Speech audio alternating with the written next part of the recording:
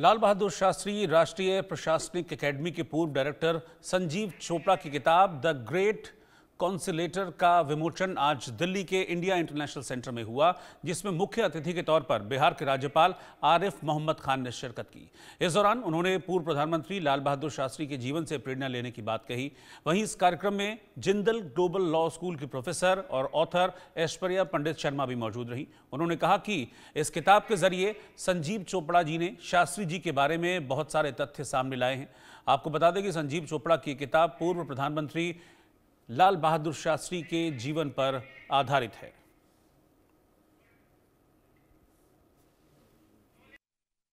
Before I read the book, I did not know much about our former Prime Minister Lal Bahadur Shastri ji.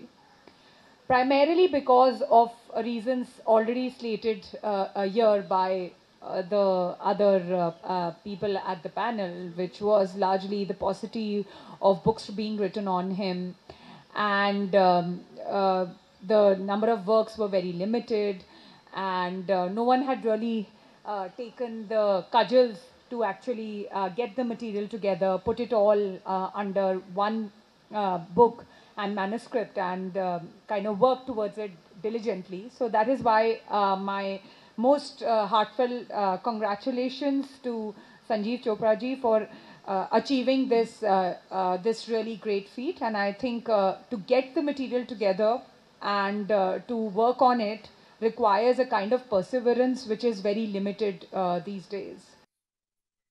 The book, you can say, that's got the book starts with his Mughal Sarai. You know, it starts with the period of 1900, the time when he was born in Mughal Sarai. It talks about the railway colony where he grew up. Then it goes on to talk about Benares, the schools that he studied, the teachers that were his inspiration for him.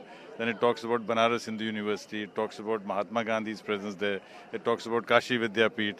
Then it talks about how he takes up a position in the Servants of People Society, how he goes to Lahore.